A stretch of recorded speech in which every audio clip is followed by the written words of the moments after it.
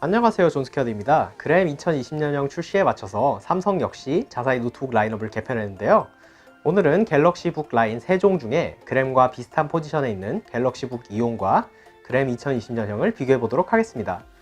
리뷰 모델의 경우 그램은 15GDN90 DX50K로 i5 1035G7 CPU 모델이고, 이온은 그램과 출시가가 동일한 NT950XCR G58A 모델입니다.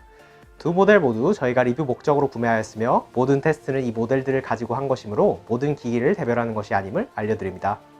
그럼 두 노트북이 어떤 분야에서 장단점을 가지고 있는지 한번 살펴보시죠. 먼저 외관에 대해서 알아보자면 그램의 경우 외관은 작년 모델과 거의 동일하며 달라진 것은 힌지의 구조입니다. 힌지가 이너 힌지로 바뀌어 노트북이 약간 짧아졌습니다. 갤럭시북의 경우 올웨이즈의 둥글둥글한 디자인에서 보다 각진 디자인으로 바뀌었고, 힌지가 에르고 리프트 힌지로 바뀌었습니다.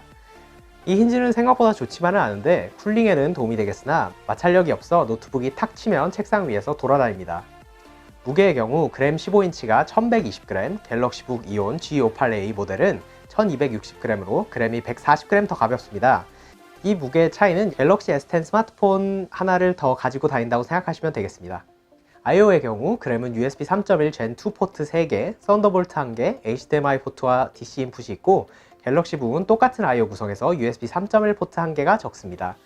그리고 두 노트북 모두 덱플렉스가 약간 있는데 그램의 경우 밀스펙 인증을 받은 만큼 내구성에 더 강점이 있을 것으로 보입니다. 두 노트북은 조금 다른 방향으로 성능 향상을 추구하고 있습니다. 갤럭시북의 경우 14나노 공정의 i5 10210U에 별도의 엔비디아 외장 그래픽을, 그램은 i5 1035G7으로 강화된 10나노미터 아이스레이크 프로세서를 탑재해 아이리스 G7 내장 그래픽을 가지고 있습니다. CPU 성능을 알아보자면 갤럭시북 이온은 1080p 프리미어 작업 등 가벼운 영상 편집이나 라이트룸 배치 프로세싱 같이 무거운 사진 편집 작업을 쉽게 할 수 있습니다.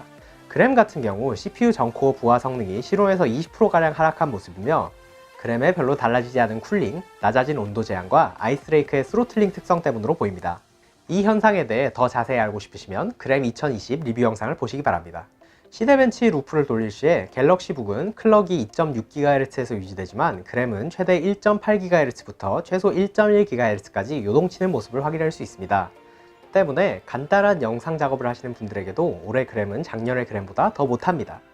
CPU 성능의 문제점은 영상 편집처럼 무거운 작업뿐만이 아니라 롤과 같은 CPU 중점적인 게임에서도 나타나는데, CPU의 스로틀링 때문에 롤플레이 시 CPU 클럭이 2.4GHz에 머무르는 이온에 비하여 그램은 800MHz가량으로 떨어지며 프레임도 2, 3분마다 40프레임대로 하락하기 때문에 작년 그램과 달리 롤도 플레이하기 힘듭니다.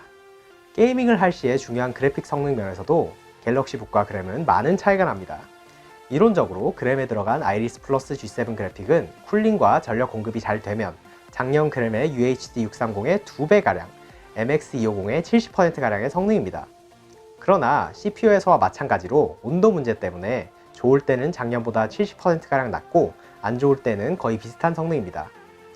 갤럭시북 이온은 MX250 GPU 덕분에 성능 타협을 하면 게임을 충분히 돌릴 수 있으며 오버워치 1080p 하업에서 평균 프레임 100프레임가량, 최저 프레임이 80프레임 이상 나오기에 원활한 플레이가 가능합니다. 2019년 노트북 라인 올웨이즈에 탑재되었던 MX150보다 최대 성능과 클럭은 10%가량 낮아졌으나 대신에 작년 노트북이 가지고 있던 온도 문제가 개선되어서 장기간 게임을 할 수 있습니다. 그리고 팬 소음의 경우 그램은 거의 들리지 않지만 갤럭시북 이온 같은 경우 팬 소음이 게이밍 노트북만큼은 아니지만 어느 정도 있는 편이며, 시끄러운 것을 싫어하는 분들에게는 그램이 더 나을 수 있습니다. 내부 연결성의 경우 두 모델 모두 동일하게 램과 SSD 슬롯이 추가로 하나씩 있어 쉽게 업그레이드가 가능합니다. 화면 같은 경우 두 패널 모두 IPS 1080p이며 백라이트는 LG는 일반 LED, 삼성은 퀀텀단 LED를 사용하고 있습니다. 최대 밝기는 그램은 340니트가량이며 갤럭시북은 일반적인 상황에서는 400니트입니다. 여기에 야외 모드를 사용하면 갤럭시북은 밝기가 600니트까지 올라가는데, 이 상황에서는 야외 시인성을 최대한 확보하기 위해 진한 색에서의 개조가 뭉개지기 때문에 야외가 아니면 사용을 권장하지 않습니다. 색 영역의 경우 그램은 sRGB 97%로 일반적인 색역을 모두 표현할 수 있으며, 갤럭시북 이온은 sRGB 100%, DCI 색역은 99%가량 표현할 수 있는 매우 좋은 색 영역을 보여줍니다. DCI 광색역은 높은 밝기 1300대1가량의 좋은 대비와 합쳐져 진하고 쨍한 색을 보여주며 영상 감상, 특히 HDR 영상을 볼 때 매우 좋습니다.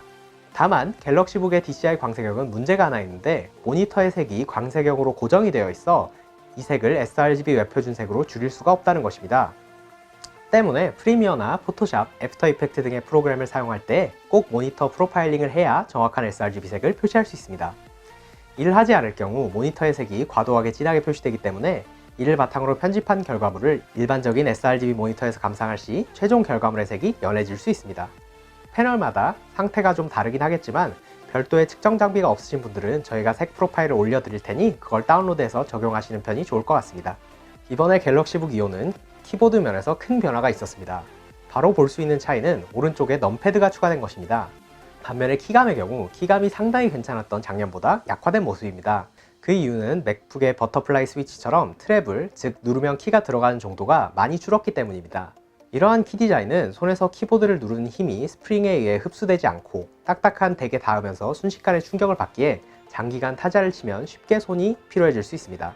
또한 지문 인식 버튼이 굳이 오른쪽 쉬프트키 옆에 있어서 우측 쉬프트를 많이 사용하여 타이핑 하시는 분들의 경우 적응하는 데 시간이 많이 걸릴 것입니다.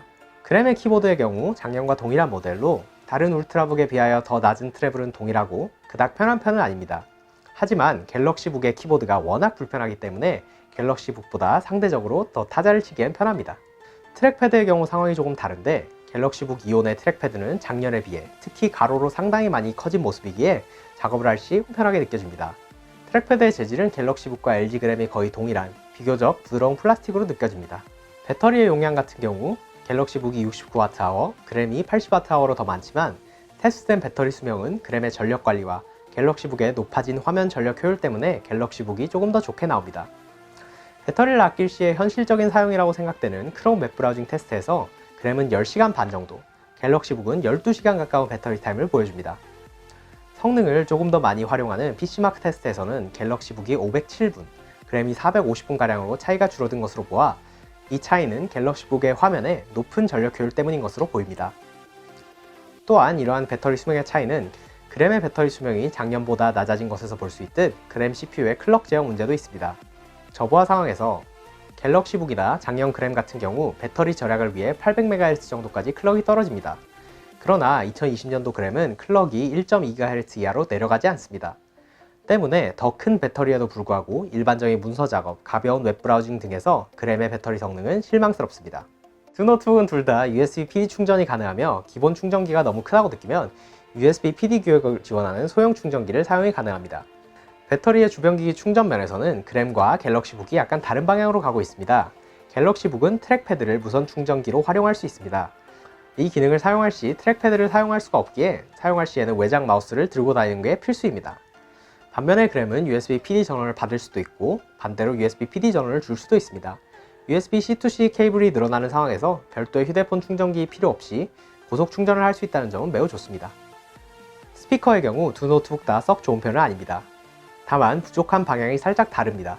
일단 비선형 왜곡, 즉 소리가 더러워지거나 잡음이 끼는 것은 둘 다 어느 정도 있지만 그램에서 더 심하게 나타납니다. 이 소리는 팜레스트 부분과 키보드가 떨리는 것으로 그램의 경량화 과정에서 나타난 문제로 보입니다. 주파수 응답 면에서 그램은 중저음이 부족하며 갤럭시북은 고음이 부족한 모습을 보여줍니다. 그램은 500Hz 정도의 중저음에서 소리 크기가 감소하며 갤럭시북은 200Hz의 중저음에서 소리 크기가 감소하는 약 1옥타브가량 더 저음이 잘 나오는 모습입니다. 그러나 갤럭시북은 6kHz의 고음부터 크기가 줄어들며 때문에 소리의 청량한 느낌이 떨어집니다. 그램은 10kHz부터 크기가 줄어드나 심히 거슬리지는 않으며 이 정도는 오히려 듣기 부드럽다고 느낄 수 있습니다. 설명으로 이해하려 하는 것보다 음악을 듣는 편이 더 좋을 것 같기에 측정용 마이크로 일반적인 머리 위치에서 녹음한 스피커 소리를 들려드리겠습니다.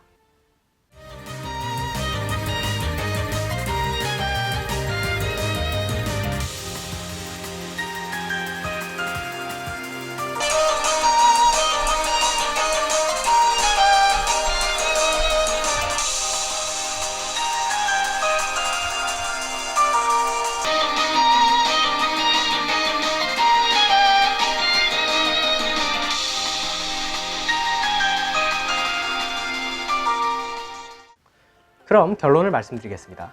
각 노트북들의 장점을 살펴보자면 그램이 더 가벼운 만큼 휴대성은 더 낮고 키보드 역시 올해 이온의 것이 워낙 트래블이 짧아 그램이 더 낫습니다. 화면 역시 별다른 보정 없이 sRGB 작업을 하시고자 하는 분들에게는 더 좋을 것입니다.